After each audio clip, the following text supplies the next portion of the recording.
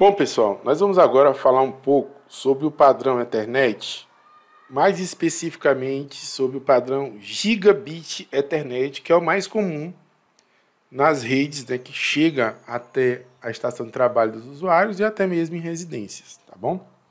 Então, fazendo aqui uma perspectiva histórica, a gente teve o 10 megabits por segundo, o 100 megabits por segundo, o 1000 megabits por segundo e o 10.000 megabits por segundo. Aqui todos eles Ethernet, tá? A gente vai falar um pouco sobre a parte do gigabit.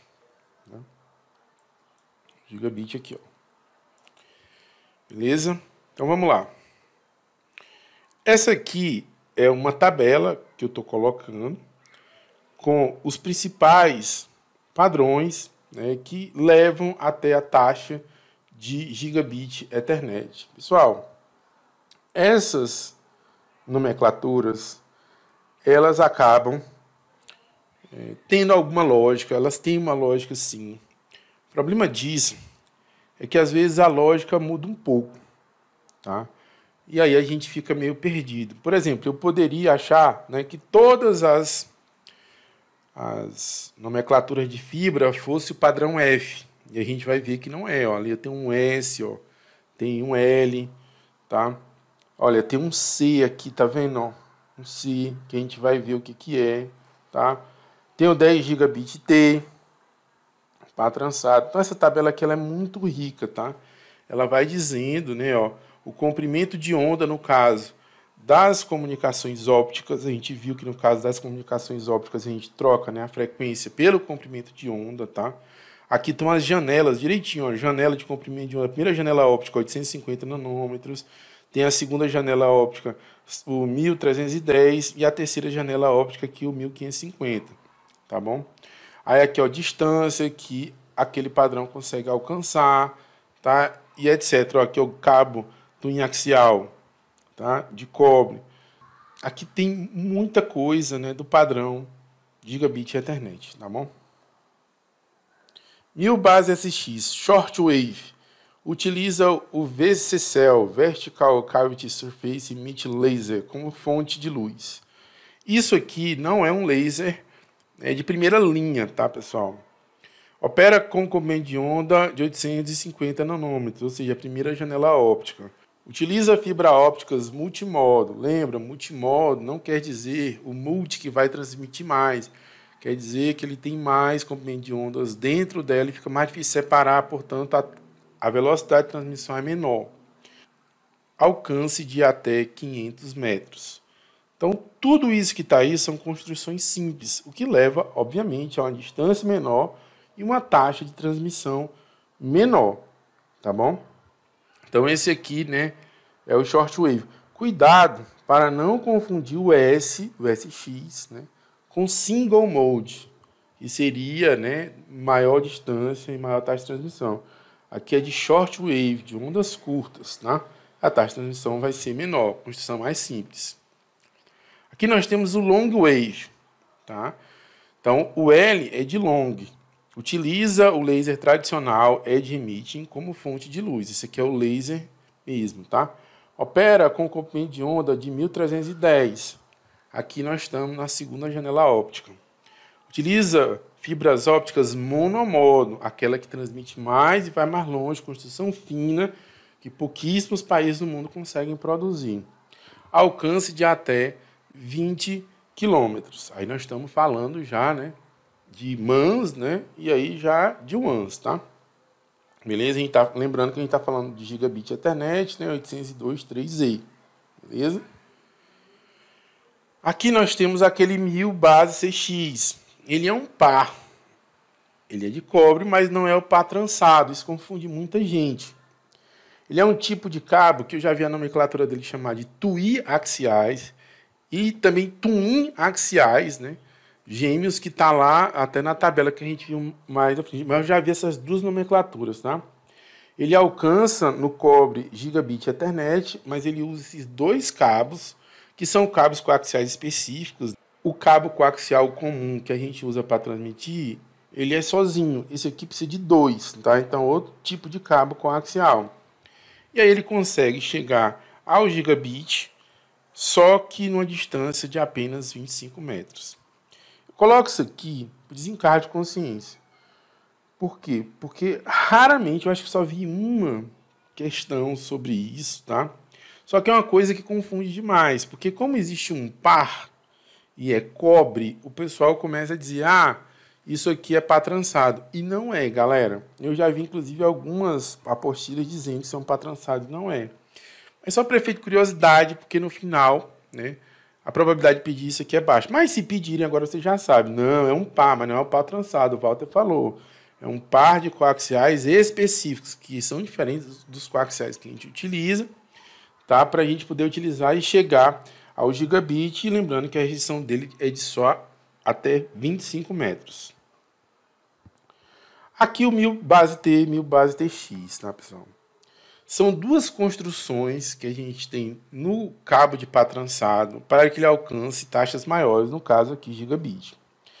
Ambos utilizam os 4 pares do cabo de pá trançado. Isso é uma construção não comum, né? Porque o comum é que alguns pares fiquem desabilitados. E operam tanto no modo full duplex quanto no modo half duplex.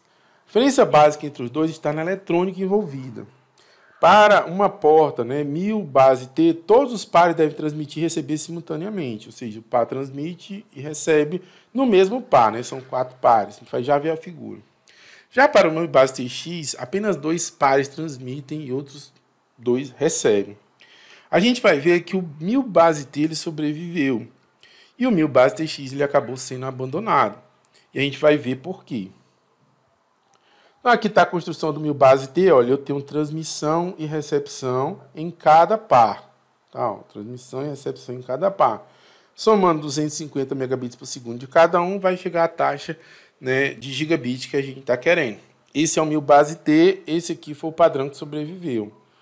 Esse aqui é o 1000 base TX, que tentou se implantar, né, no modo 5E, mas ele precisava para funcionar melhor do 6. Isso acabou, né, prejudicando a tecnologia. Ele nasce, né, no 5E, mas vai para o 6, precisando de um cabeamento superior, e acabou que ele foi abandonado.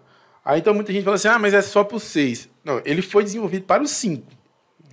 Só que aí acabou precisando do 6, complicou, e aí o padrão foi abandonado, tá? Mas aqui, ó, vejam, alguns pares só transmitem e alguns pares só recebem, enquanto que no outro, né, isso acontece em cada par, transmissão e recepção. Então tá aí, ó, a tecnologia 1000 base TX acabou não vingando, ainda mais por necessidade de um cabo mais caro, categoria 6. Tá? Resultado, hoje temos somente o 1000 base T sendo utilizado, permitindo gigabit em cabeamentos a partir da categoria 5E. Ou seja, com um cabo, né, mais simples, eu consigo atingir o gigabit por segundo. O comitê responsável pelo 1000 base TX se tornou inativo há anos. Então vocês vão ver em alguns lugares que está assim, ó, extinto, em desuso, etc. Tá? O 1000 base TX acabou sendo extinto, beleza? E o padrão é o 1000 base T. Uma questãozinha aí, né, para a gente solidificar esses conhecimentos aí que a gente viu agora, tá? VUNESP, Câmara de Montes Altos, 2019. Cabos de fibra ótica são utilizados em diversas redes de computadores. Sobre esses cabos, tem-se que, vamos lá, são imunes à radiação eletromagnética, mas sofrem interferência de relâmpagos, que normalmente causam interferência óptica na comunicação. A gente está falando aqui, pessoal, de cabos de fibra óptica, então vamos tratar sobre eles, tá? São imunes à radiação eletromagnética, mas sofrem interferência de relâmpagos, que normalmente causam interferência óptica. Não, nem... Sei que o circuito eletrônico, né, que alimenta a fibra do Anifique, né, isso aqui não é verdade, tá? Eles são imunes mesmo. Né? Fibra ótica é imune. O consumo de energia em instalações com esses cabos é maior quando comparado com os cabos de cobre, pois neles os sinais luminosos atenuam-se rapidamente, exigindo transmissões de maior potência. Isso aqui é falso, tá, pessoal? A narrativa aí tá boa, mas é falso.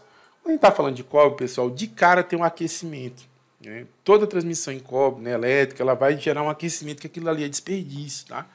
Essa questão aqui, ela acaba colocando errada, né? Porque a gente, no cobre, a gente tende a gastar mais energia. Tá? C. Proporciona maior largura de banda quando comparados com os cabos de cobre. A fibra teria maior largura do que o cabo de cobre. Em geral, mais leves, resistentes e de fácil instalação. Aí, esse em geral, mais leves, resistentes, né, e de fácil instalação, aí fica em dúvida, né, se ele está se referindo ao cabo de cobre, né, ou a fibra, né, que seria o sujeito aqui, né? Ficou meio prejudicada, tá? Mas é a única aí que ainda daria para salvar. A redação dessa questão não ficou muito boa, não. Um dos seus tipos é a fibra multimodo, que é adequada para aplicações que envolvem grandes distâncias. Não. Grandes distâncias é o quê? Mono. Não confundam multi com muito. Não é muito de taxa de transmissão, ali é muito de modais, né, que prejudica a transmissão. Isso aqui está falso. Um dos seus tipos é a fibra monomodo, na qual a luz percorre o interior do cabo por diversos caminhos, não só por um, né? Sendo adequado para aplicações que envolvem distâncias curtas. O contrário, né? Falso. Então, uma aqui praticamente exclui a outra, né? Essas duas estão falsas, né? A gente sobra essa aqui, né? Assim, ó, proporciona uma largura de banda quando comparado aos cabos de cobre, sendo. Aí isso aqui, né? Eu estou entendendo que é para o cabo de cobre, né? Em geral, mais leve, resistente e fácil instalação. Então, eu iria nessa, né? E aí ficou prejudicado aí, né, a referência, né, a quem se refere esses termos, né, leve, resistente, fácil instalação, porque a fibra não é de fácil instalação, galera, assim, né, a fibra mesmo que passa, né, inclusive esse é um dos problemas dela, né, eu não estou falando do pet cord, né, do pet cable, eu estou falando da instalação de fibra, né, é muito mais complexo, tá? Beleza? Então vamos bater o gabarito oficial. Aqui, ó, ficou aqui a dúvida, né? A quem se refere, mas a resposta seria aqui a C, que foi a única que sobrou. Eu deixei em amarelinho porque tá aí meio complicado. Voto porque não tem outras questões desse tópico. Pessoal, porque, como eu falei para vocês, né? Tem sido um tópico menos cobrado, tá? E aí eu fui pesquisar, né? Sempre com questões mais novas, né? Então, para trazer uma questão muito antiga, vocês iam reclamar. Então, a única questão assim, que eu peguei, né, das grandes bancas que tratam sobre isso foi essa aqui, tá bom? Mas o teórico de vocês aí é suficiente, né, para que se cair vocês possam ter como referência, beleza? Então vamos encerrar esse tópico por aqui e vamos para o próximo.